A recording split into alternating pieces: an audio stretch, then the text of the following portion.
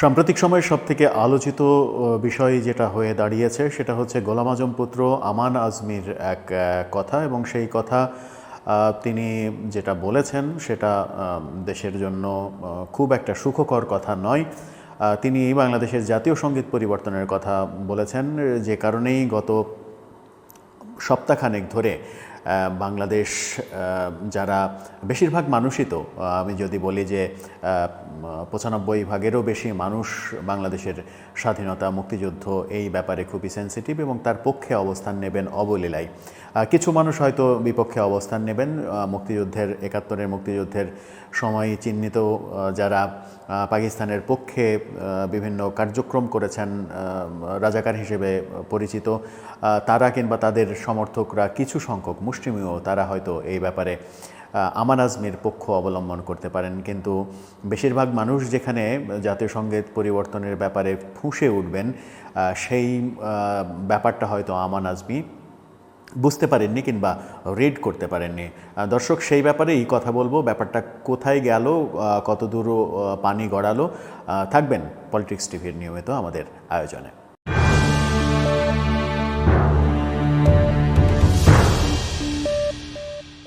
বলছিলাম গোলাম আজম পুত্র আমান আজমির জাতীয় সঙ্গীত পরিবর্তনের কথা, এবং সেটা বলতে গিয়ে তিনি আরও বেশি হাস্যরসের সৃষ্টি করেছেন। একটা গামছা দেখিয়েছেন এবং সেই গামছা নতুন ভাঁজ খোলা একটা গামছা দেখিয়ে তিনি বলেছেন যে 8 বছর আয়নাঘরে থেকেছেন, নির্যাতনের শিকার হয়েছেন, এবং এই গামছা দিয়ে তিনি চোখের পানি অঝরে যে চোখের পানি ঝরেছে সেই চোখের পানি মুছেছেন, গায়ের ঘাম মুছেছেন।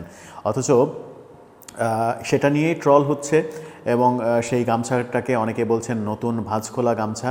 এটা না করলে বরং তিনি কম হাসির পাত্র হতেন, এবং সেই কারণেই তার ওই জাতীয় সঙ্গীত পরিবর্তনের ব্যাপারটা বেশি হাসির পাত্র হয়ে গেছে। তিনি তার অভিযোগে বলেছেন জাতীয় সঙ্গীত রবীন্দ্রনাথ ঠাকুরের লেখা। নানা রকম কথা এর মাঝে এসেছে। রবীন্দ্রনাথ ঠাকুর একজন হিন্দু, তার লেখা গান কেন বাংলাদেশের মুসলিম প্রধান দেশের জাতীয় সঙ্গীত হবে?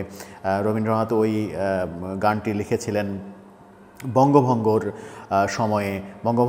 বঙ্গভঙ্গের ব্যাপারটাকে ইস্যু করে তিনি লিখেছেন যে বাংলা যেন ভাগ না হয়, বাংলা যেন এক থাকে। সেই ব্যাপারেতে সেই বঙ্গভঙ্গ রদের যে আন্দোলন, সেই আন্দোলনের একটা গান কেন বাংলাদেশের জাতীয় সঙ্গীত হবে, এরকম নানা রকমের অজুহাত তিনি সামনে এনেছেন।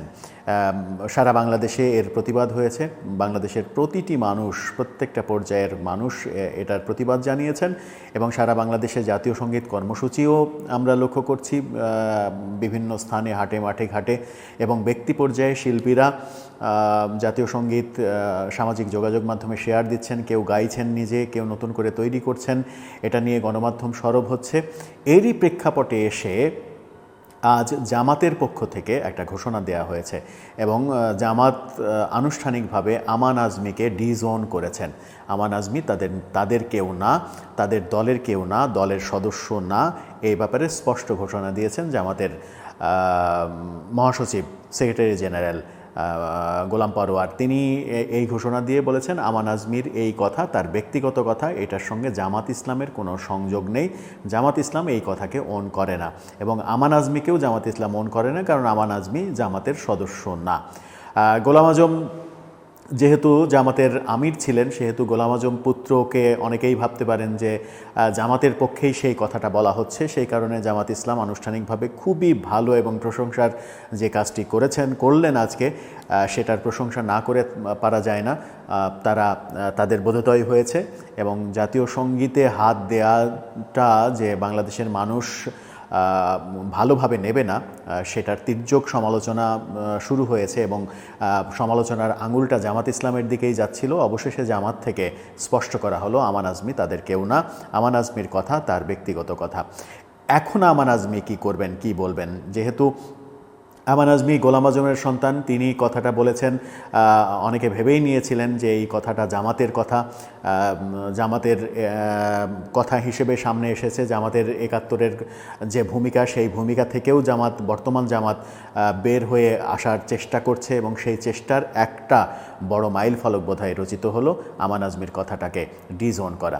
আমার মনে হয় যে জামাতকে সাধুবাদ দিতেই হয়। এই একটা একটা ক্ষেত্রে ভালো একটা প্রশংসা গত কিছুদিন থেকেই জামাতের আমির তার ডক্টর শফিকুর রহমান তিনি নানা রকম ভালো ভালো কথা বলছিলেন, তার ভালো কথাগুলো প্রশংসিত হচ্ছিল। এবার জামাতের এই পর্যবেক্ষণটা প্রশংসিত হবে বলে মনে হয় এবং বাংলাদেশের জাতীয় সঙ্গীত পরিবর্তনের পক্ষে যে জামাতও না পরোক্ষভাবে সেটা তারা স্পষ্ট করে দিল। এখন মনে হয় যে এটা নিয়ে যে ঘোলা জলে মাছ শিকার করার যে পাঁয়তারা, সেই পাঁয়তারাগুলো বন্ধ হবে। যারা মনে করছেন এই জাতীয় সঙ্গীত পরিবর্তন করতে হবে নানা অজুহাতে, হিন্দু মুসলিম বিদ্বেষ আনা, ভারত বাংলাদেশ বিদ্বেষ আনা, একজন ভারতীয় নাগরিক কেন বাংলাদেশের জাতীয় সঙ্গীত রচনা করবেন, কিন্তু একজন কবি সাহিত্যিক যে কোনো গণ্ডির হন না, কোনো রাষ্ট্রের হন না, তার সীমানা যে পৃথিবীব্যাপী বিস্তৃত হয় এবং তিনি বিশ্বকবি হিসেবে সমাদৃত, বিশ্বকবি হিসেবে স্বীকৃত, নানা রকমের আলোচনা রয়েছে। আমার মনে হয় যে জাতীয় সঙ্গীত বিতর্ক এখন কিছুটা স্থিমিত হবে জামাতের এই ঘোষণার পর থেকে।